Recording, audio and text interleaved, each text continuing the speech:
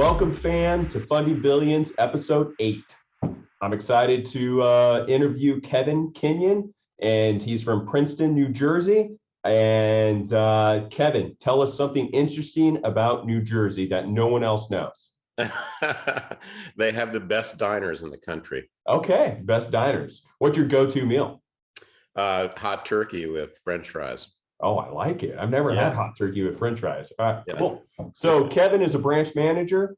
And Kevin, before I'm going to start off with just kind of give you a little, I know you've been with us since what, 1993, I think you told me, which is awesome. So in 2018, 30 million, 2019, 35 million, 2020, you did 58 million. But reality is the reason I'm having you on the show isn't about these huge numbers. It's about what you've been doing and growing teams. A lot of people that I'm getting feedback from are wanting to know, like, how are you doing this? How are you growing teams? And Kevin, you actually didn't even reach out to me. Someone that you helped and mentored, who's now, I think, an $80 million producer, reached out to me and said, you need to interview Kevin. I owe my career to him. He's amazing. So let's get this thing started. Give us a little background. I think I spoiled it saying you've been in the business since 1993. But let's talk about the branch. What does it look like? What's your team look like, and how big's the branch? Let's start there. Sure. So you're right on the history. We have evolved over time. During COVID, we've about doubled our staff, which has itself been an interesting process since we haven't basically been in the office. And we've taken people who are brand new to the business and trained them in the business at a distance. Our secret sauce is 3 or 4 different components. So one piece we insist on everybody doing is having an actual sales coach, whether the person is in sales or whether the person is in the operations team. So everyone has including ops, they have their own coach? Yes. Oh, that's awesome. That's interesting. Yeah, no, our goal is, the customer is going to deal with a team of people, and we want everybody to understand things from their perspective. So that's one thing we do, and we go outside the company for that sales coaching. Okay. We've used a system called the Sandler system, which has been around for quite a while. Okay. And it helps you basically identify the unidentified need for the customer. Wow, I've never heard of it. So that's cool. It's older than I am, which is hard to imagine. So that's one piece. The second piece is to try to find bright people at the company. A lot of like the stuff that you do, where you're introducing new ideas and finding people that are doing cool stuff and kind of highlighting it, we've sort of done on a more prosaic basis, like who knows about FHA loans, who knows about VA loans, who knows about all this marketing stuff. And so we've identified those folks, and we actually have them mentor people in our office, which has been super helpful. So essentially leveraging the organization for people who do things well, and then trying to learn their best practices from them. That's been super helpful. The third thing is wise freedom, which is a concept that we've enveloped as a group of people. And that is to trust people will do the right thing when you give them the right opportunity. So I've been in the business a very long time, as you pointed out. I don't know how many thousands of people I've helped get mortgages, but it's a lot. And I have taken those customers, whether they're borrowers or referral sources, and I have selectively given them to new people at the company and helped them build their business on that basis. Wow. I know that you're a giver, right? So you build the relationship, and then as these people come into your world, you're like, hey, I want you to take Mr. and Mrs. Smith, client, or even a realtor. You're handing those off to, is this newer agents or is this loan officers that have been around? How do they get it? How do they get a piece of the pie? Because this doesn't happen anywhere else, just so you know. Right. No, it takes, the person who gives has to give without reserve. It's like the gift letter that we make all the customers sign, right? This parent's giving you this money. They have no expectation of it being repaid. And that's essentially the mindset that you have to have. That's a really difficult thing for many salespeople and many managers. And it's, of course, incredibly risky. But under the right set of circumstances, it's quite helpful. And so, our office is an office of essentially 5 salespeople, 3 of whom are in the President's Club. Oh, So wow. there is, and the folks in the President's Club, other than myself, are all people that were never in the business. Okay. So we've literally organically grown their production and grown their relationships. And you as the manager helping them, you're finding relationships, helping them develop those relationships, and then kind of just scooting them over to the LO in your branch. That's exactly right.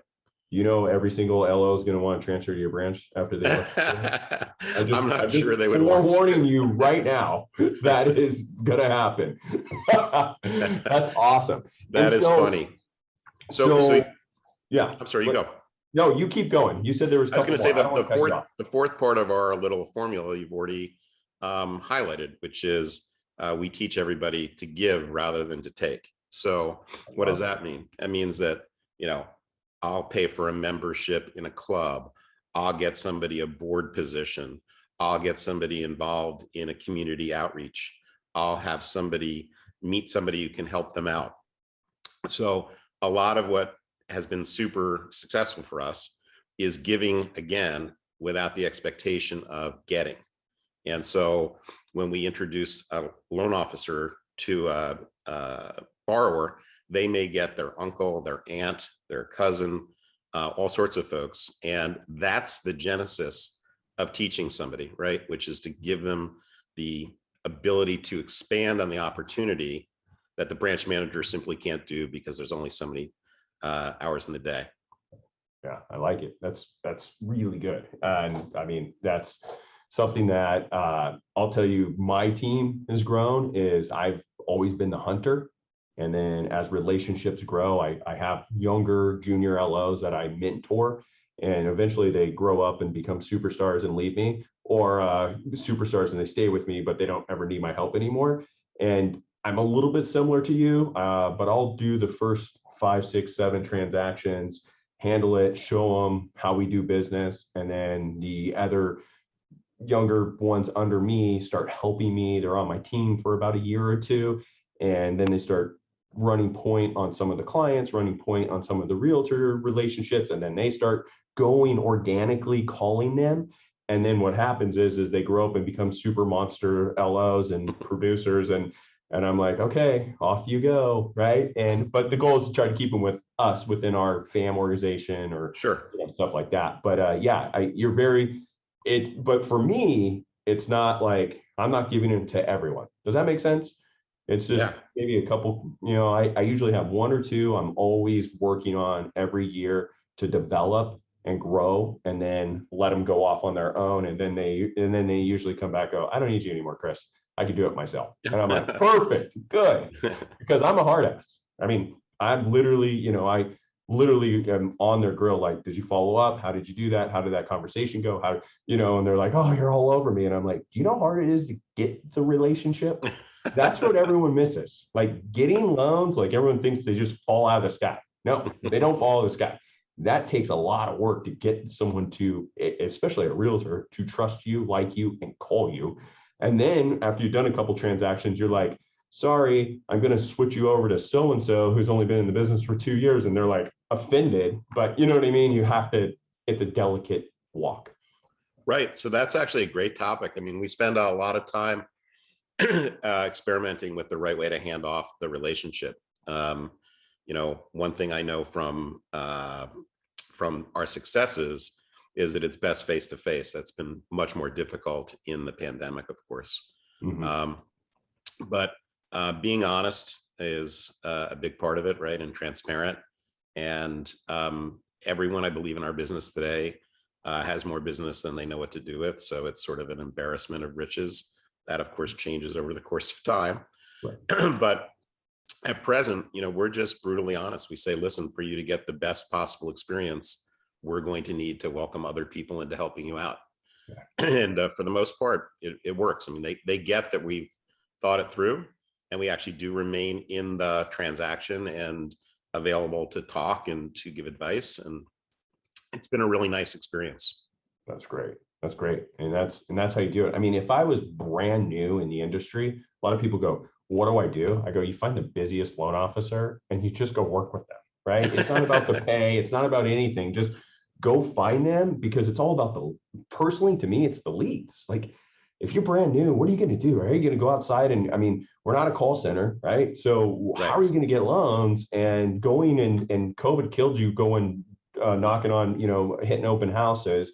You could kind of build your own BNI group. You could do this, you could do that, or you just find someone who's super busy and that's willing to give and be like, look, I'm willing to work really, really hard for you. And I'm willing to take all those phone calls on Saturday and Sunday. Right. I just want a little piece of the pie, so it's worth it for me, and then go, because that's why I tell everyone when they're new, I'm like, just go find someone, the busiest person in the office, because they literally, like, I feel sometimes that I get bad service if I don't get back to them in 10 minutes. And so on my team, I'm like, we got to get back to them, got to answer your phone, get back to someone ASAP. And so there's always overflow, right? And most definitely, I think that your description is pretty accurate in our experience as well. The kind of fifth thing that we share, and it's really by example, not by words, is relationships, right? So not just giving the relationships, but helping people who work here understand the value of relationships. And so, we are very fortunate in that we have relationships with people from the top of the house all the way to whatever the right equivalency is. And so, there's a lost package in Horsham or Conshohocken. We know the guy to find the package. There's an issue that Brian or Patty need to hear about. We call them up and talk to them. That's awesome. And so the ability to have the access to decision makers, into people that can actually help us help our customers and care, that relationship factor is the glue that keeps people here. Yeah. And so you can't manufacture relationships. You have to have them, and you have to earn them, and you have to invest in them, and you have to perform, right? Year after year, day after day. You say you're going to do something, you need to do it.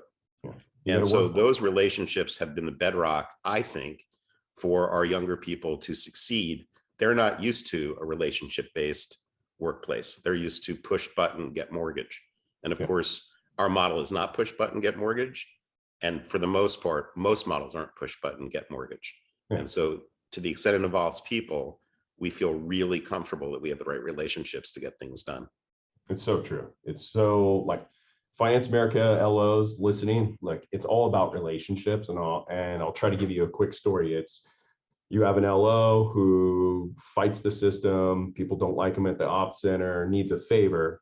That person doesn't really get that favor. Yeah. You have someone that doesn't buck the system, who says please and thank you and writes happy faces and says, hey, I promise you I'll get that insurance updated today, but I really need to fund the loan. Here's the insurance agent's name and number. I left them a voicemail. I talked to him, blah, blah, blah.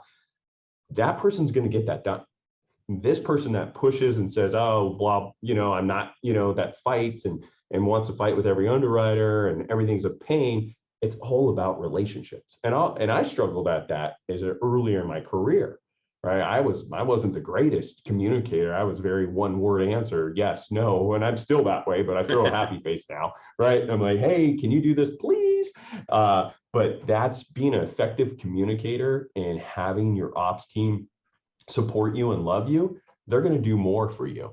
And I got a great little story right now, and I got to shout out to them. I needed a TBD approval for a jumbo loan. I was competing against 4 other offers, and the agent goes, I'll accept your offer if you show me a loan approval, not some stupid letter, right? And I'm like, right. And I literally wrote an email to my ops team and the underwriter, and I had another file, and I'm like, this one, can you just slot it for this one? Give me a TBD approval, go an easy jumbo. It's super, here's what I got. And that underwriter goes, sure. My offer got accepted. I got to send them an email and thank them going, hey, look, we just got a $1.6 million offer accepted because you did this TBD approval for me, which the other 3 offers didn't have a TBD approval on a jumbo loan. So they felt comfortable going with us. And that's relationships. That's taking care of our staff and loving on our people and being a giver. I love it. It's just, I love the fact that you guys are doing that as well. I think that people who have survived in the business for a long time and certainly survived at one company have to use those survival techniques, or they can't really enjoy that outcome, right? So for us, it's really been a fantastic ride. We don't want it to ever end. Yeah. Question, how long has the team been together?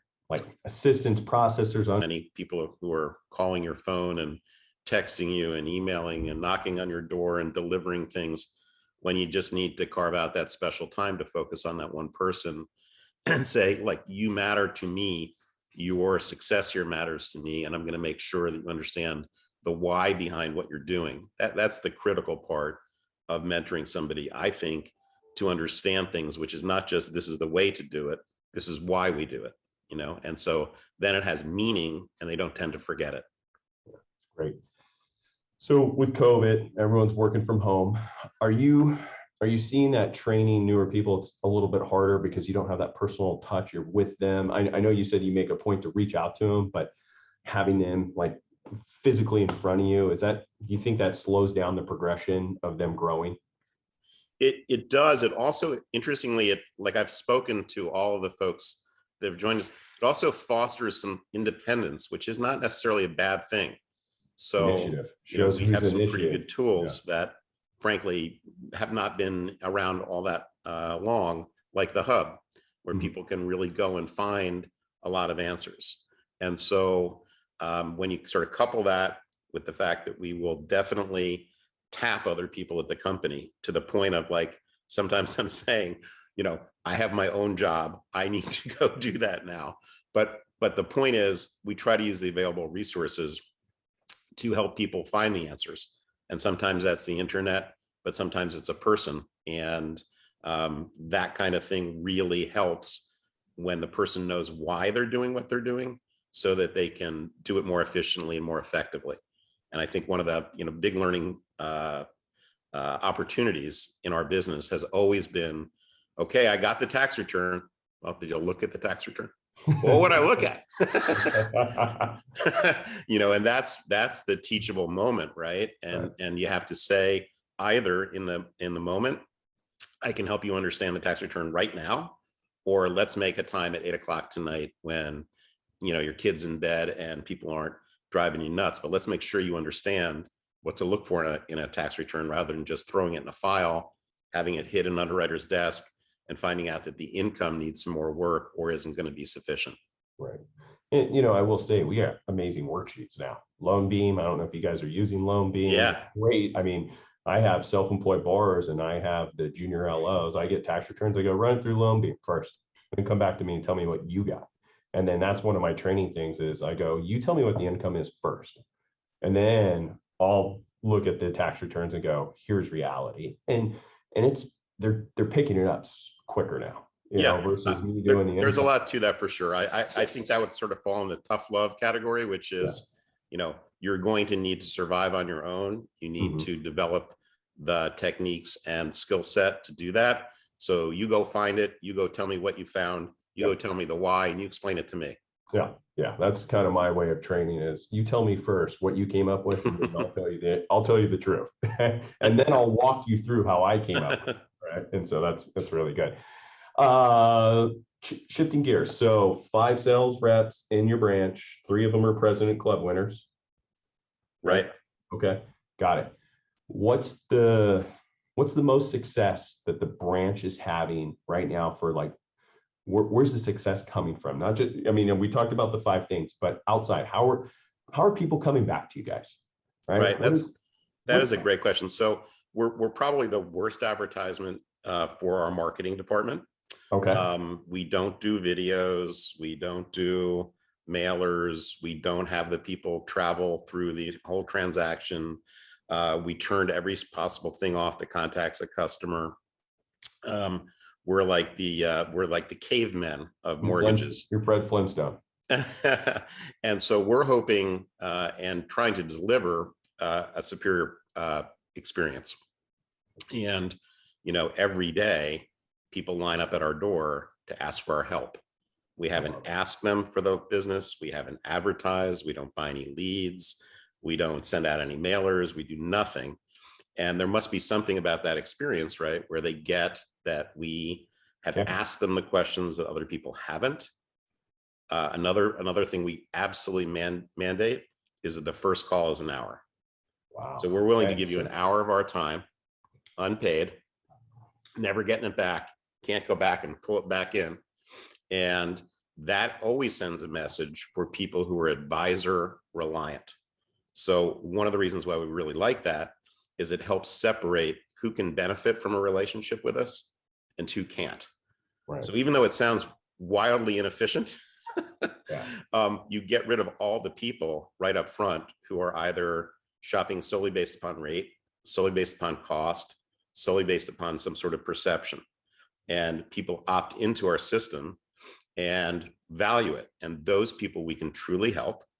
So the other big piece of the equation, the reason those people are lining up at the door is that we're extremely nimble. You know, we can routinely do transactions in 2 to 3 weeks. We can routinely put together transactions that other lenders have been unsuccessful in putting together. And I credit 100% of that to the 1 hour deep dive. So we don't want, you know, some half-baked application.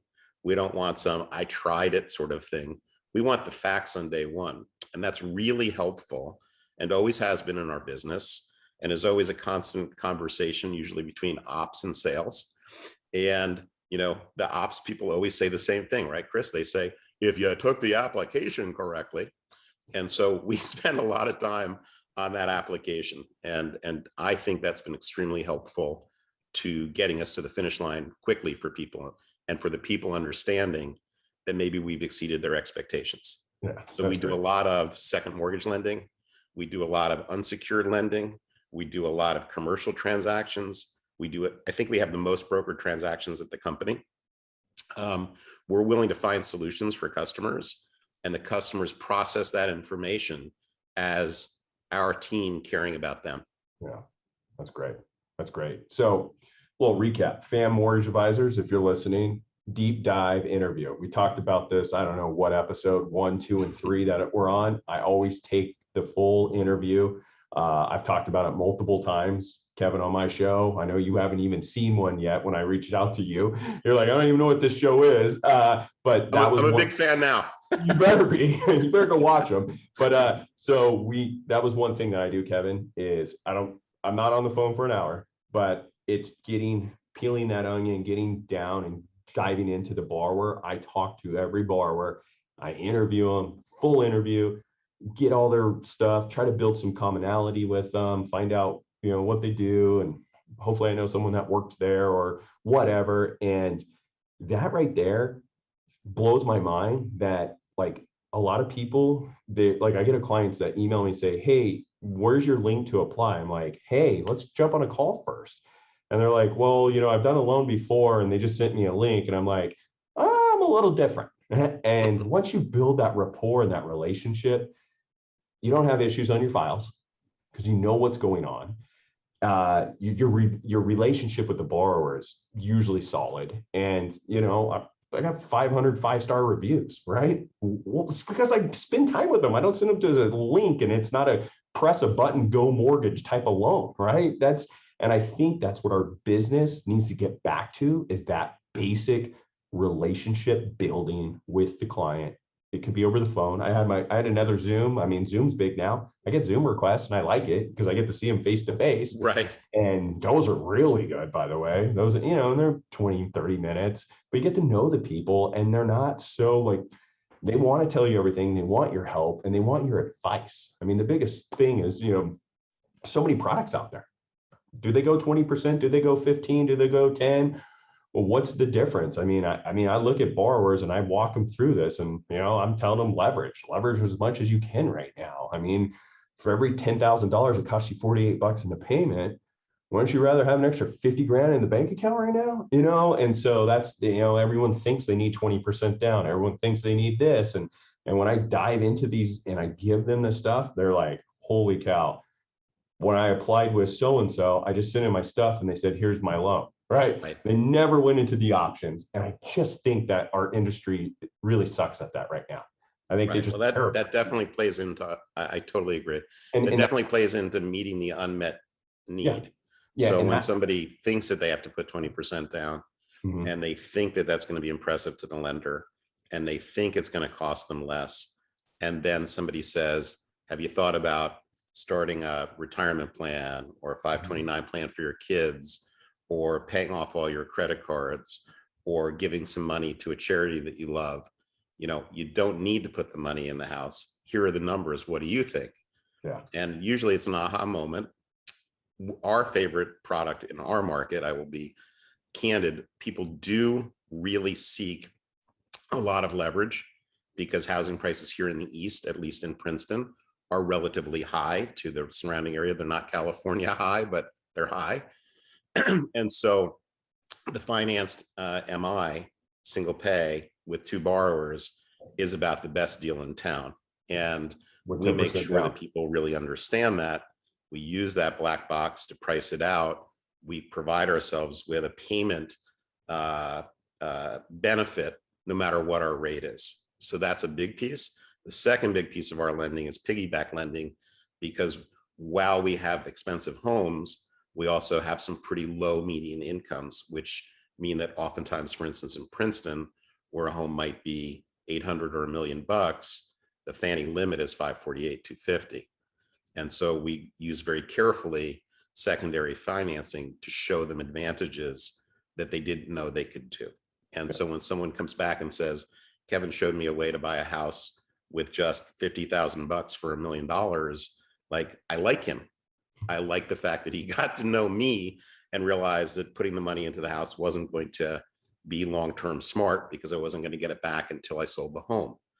And that being the case, that's that extra piece that comes from carefully listening to the client. 100%. I love it. And I look at like the top LOs and what they do. And this is why we do this show, is meeting people that are doing it better. And honestly, it's simple. Listen, right? Listen, process, come back with a solution and give them options. And you're going to build relationships, and they're going to last forever, and they're going to love you. And that's what it's all about, is helping others. Like you said, give, give, give, give. It's not a take, take, take industry. It's a give, give, give, and it eventually comes back to you, and you still have to give. I love when clients go, so how do you get paid? I go, only if your loan closes. So you get 30 hours of unfree solicited advice from me. You know what I mean?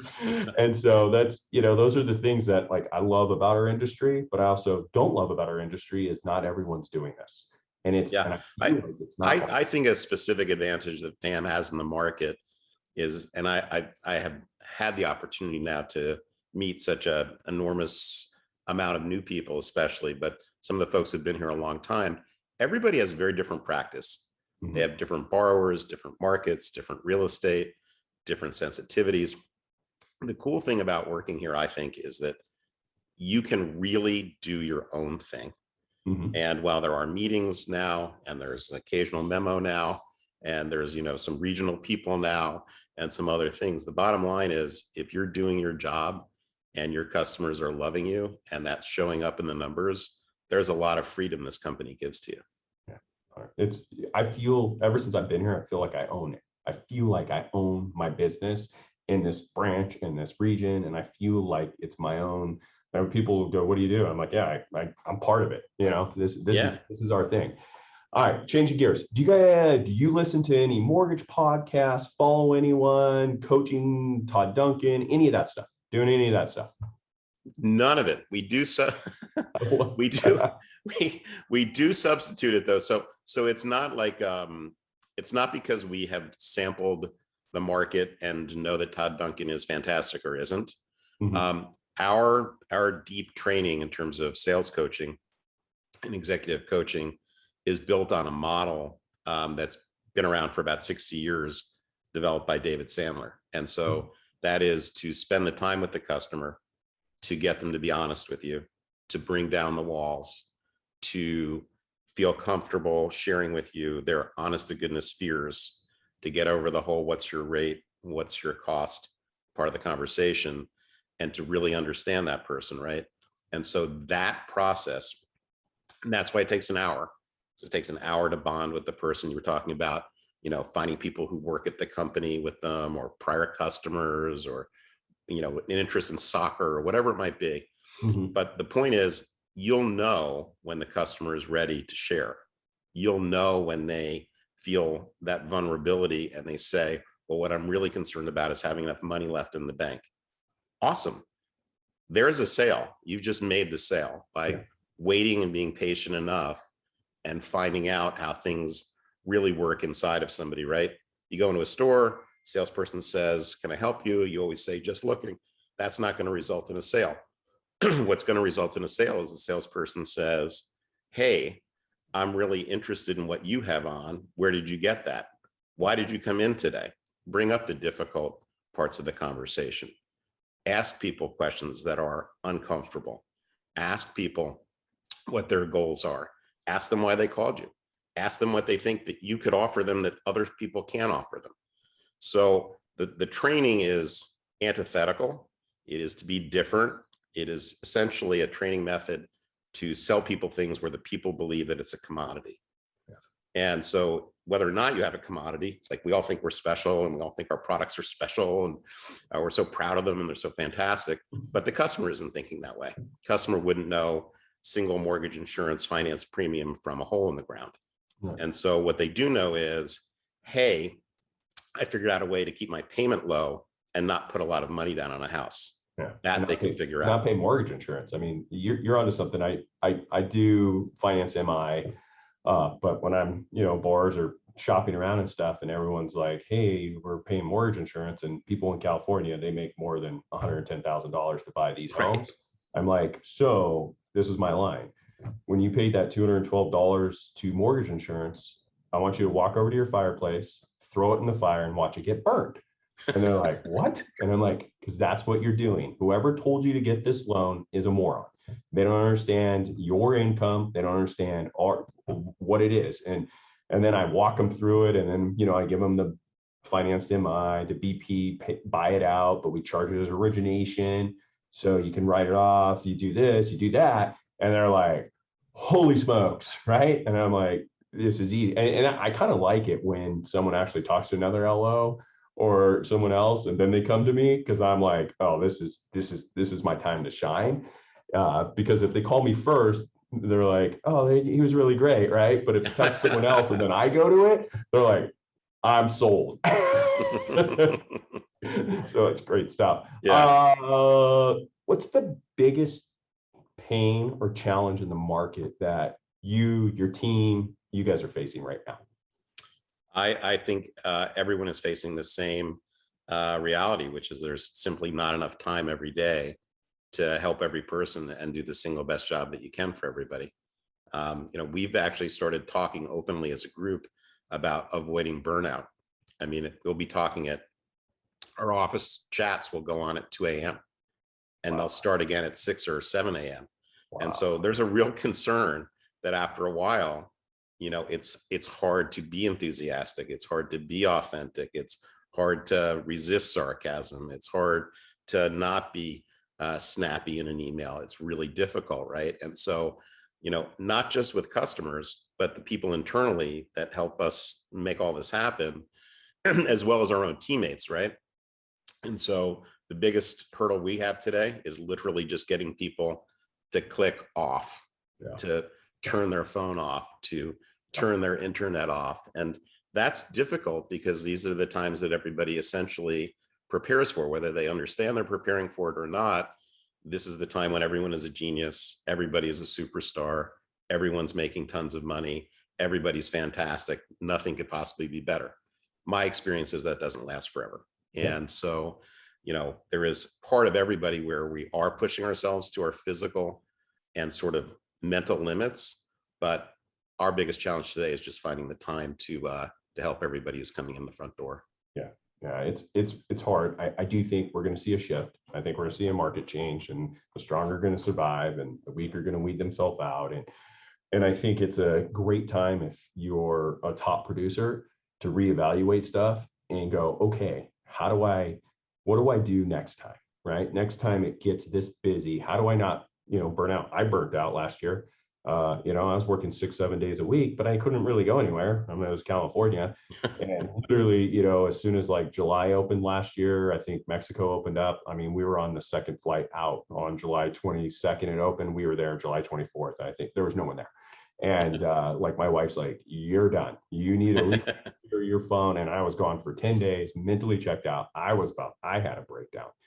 And it was just so much because I just couldn't get back to people fast enough. And I felt like I was failing everyone. And it was just so crazy. But now, as it started to slow down a little bit, I've been able to like go, okay, what did I suck at? What can I get better at? What can I delegate? For us, it's delegation. For me, it's like, you can handle this and I'll handle this and you can do this. And it's just now we need to look back and say, okay, what did we screw up on? How can we improve? So when it does get busy again, super busy like this, what do we do? And you're right.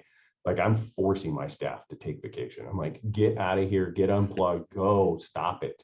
And it's hard because they just roll out of their bed and they're on their internet going, okay, here I am, 6 a.m. And you're like, oh my goodness, you need to like go for a walk, things like that. And I think that's really, really smart that do you guys have any solutions? Are you making people take vacations? Are you making them take walks? What are you doing? Well, we are having people cross train. I was thinking back to earlier part of our conversation. So right now, we have 4 people who joined the company during COVID. They're all under 30 years of age. And one of the things that we have done in terms of trying to figure out how to grow the overall business is to start people in operations and move them into sales. And not popular. It takes biding some time. It takes using some capital. But more importantly, it takes believing that knowing how complex a mortgage is and how difficult it is to take something so complex and make it look simple, how it actually works, how the sausage gets made in the sausage factory. And I think it's enormously helpful, especially when part of the sales responsibility is to coach an operations person.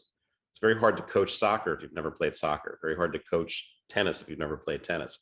So starting salespeople as operations folks, we now have 4 that started in operations back in March of last year.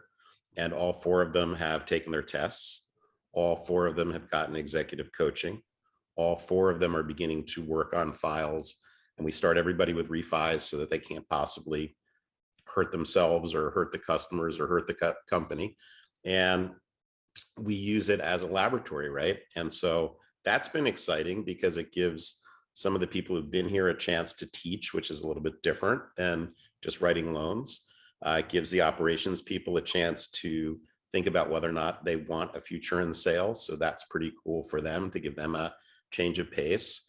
And it gets us all thinking about each other a little bit better and sort of investing in each other, right? So we're all trying the best that we can to prepare for what will certainly be a less busy business in terms of the total number of transactions and the total amount of dollars lent. And one way to consistently beat the market is to have more people. Yep. Yeah, and to have people who are good at what they're doing. And the branch in that way can actually grow in a shrinking market. And that's what we're planning on doing. That's awesome. So I have a lot of questions, but you answered a lot of them. I mean, one of the things that, what would you do for a loan officer starting up? I think you're right. I think you're dead on. Start them in ops. Learn to know what a loan looks like, instead of sending them out in the field saying, go get me a loan and I'll help you, right? I think starting ops is probably the best way to go. And so I love that.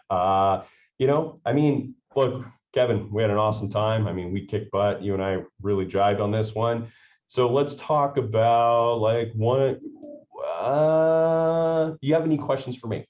I mean, I know I talked a lot. I do. How did you discover that you wanted to do this for the company? It's such a cool concept, which is essentially, I think, sharing best practices with folks. So I've been thinking about for a couple years now, we used to go to sales rallies back in the day when we could meet and go up and do the top producer panel. I'd go up there, talk, and then I have a lot of questions. And I was like, and I really liked it. And I liked helping people. And so this show, it's not just me just getting some tidbits out there. It's also the fact that after our call, I have 2 more LOs that reach me, one from Colorado, one from San Diego. And they just want to talk for 10 minutes about their business. And I don't mind doing it. I love that. I love to hear the story of where they're at and go, well, what if you did this, this, or this? Because it's little tiny changes that make a huge impact on their business. And that's all it takes. And I've been thinking, I've been weighing on this my whole time, is my whole career, this is what I'm good at. There's a lot of there's probably 15 people in the mortgage industry that with fam, without fam, that worked with me or for me that did over 200 million last year, that I had an impact in their life. And so I love the fact that I'm able to just, it doesn't take too much time either. It's not like it's a super, job that I don't like. I enjoy listening to their success stories and then going, all right, what's the worst part? Okay, do this and then try it and then let me know how it goes in 6 months. And that's how do you coach people to deliver bad news to customers? Early, first thing in the morning.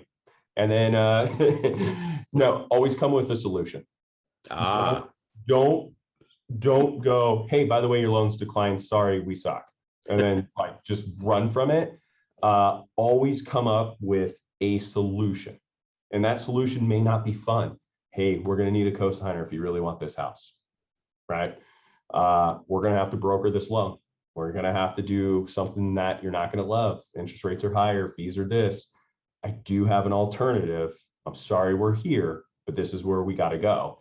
And I think delivering the news quicker than sitting on it is the best. Just get it off get it off your chest. And then two, like if you can get in front of it, it's not that big of a deal. But if it's on day 29 of a day 30 escrow, we have a huge problem. Right. And how do you coach around setting the right expectations for timelines for customers? As in like coaching the LO in terms of, hey, Johnny across the street told me he can get me something in, 2 days. You're telling me it's 2 weeks. How do you help the salespeople win the conversation about customer expectations with regard to timelines? So we got big teams here. A lot of us have assistants and like you have, we have a young farm system that helps put in loans, spits out stuff. So we're really fast on that. And that's what I tell the group. I go, people just want to know. And if you say it takes 2 weeks, reality is you're just going to call someone else that's going to say 2-3 days. So you really need to figure out what is needed. And like, if it's a bank statement pre-qual, like I'm doing the 2X flex bank statements now, I'm quoting 5 days and they're okay with it because no one else is touching those. But if it's some borrower with a W-2 who works for Boeing and I know I could pull their work number, I'm like, I can get you approved in 3 hours. Let's do this. And so it's just really that client and what is their, you're going to read the client, what they need and when they need it. And just try to, and if you say you're going to do it, you follow through and do it. Don't take too much on your plate. And if it is something where it's a jumbo loan and Johnny down the street says they'll have approved in 24 hours, and you're gonna be like, honestly, or it's a jumbo loan, you're self-employed, it's gonna take me 5 to 7 days. And sometimes you just have to be honest, right? and that conversation will lead you to the next step. And so awesome. I just telling them the right stuff. I mean, be honest with them. All right? Tell them right up front and be like, this is what we're gonna do. So that would be it. Any other questions you could think of? I am curious in terms of your take about our corporate culture. Like, how would you describe Finance of America's culture to somebody who had no clue what it's all about? Right now, it's amazing. I mean, my experience has been when that COVID hit, and you remember how weird it got in March and April last year, and rates were weird, and ownership, Patty, Steve, My World, Mike Farr, literally started doing these conference calls weekly, almost every other day, and got Bill Dallas on there, and everyone was just telling the truth. I was like, I know the truth isn't what I want to hear, but I'd rather have the truth versus not knowing anything. And so these town hall calls that Steve does and all these like groups that I'm part of, 2X Flex and Jumbo, and them wanting to hear what I'm facing and me giving constructive criticism and feedback, I don't want to be anywhere else. That's awesome. Right? You said it, and you said, look, if there's something not working, you can call Patty or Brian and be like, hey, this isn't working. Can you do that at other places? I don't know. I don't think so. I don't think so. I think I would just be the whiny person in the corner, right? This place wants to hear from us. So corporately, I feel when we had all those companies get combined and stuff, we went through some rough roads. But now that everyone knows their role, and I love like we have a company chart and everyone knows what their position is and who reports to who, it's made my life easier because now I know who to go to, right? So now I'm like, at first it was clunky. We all knew it was clunky, and it was like taking a company and ripping band-aids off, and you had divisions here and here and there, and you're like, who do I talk to? But now I feel like we have a work chart that we all know who's doing what and where to go to get an answer. So, I mean, how do you feel?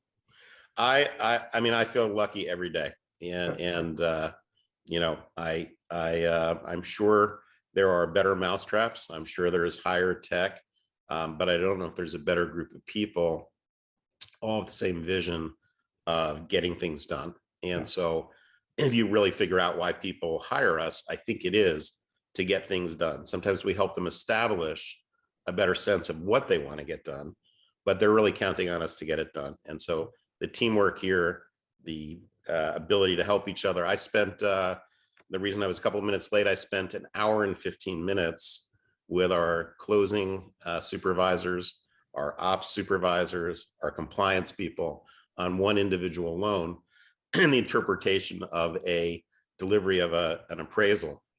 Wow. And I got to tell you, everyone started from the standpoint of how can we make this happen for the customer? I love it. It was not how do we tell everybody they can close after the 4th. Yeah. So we got that done.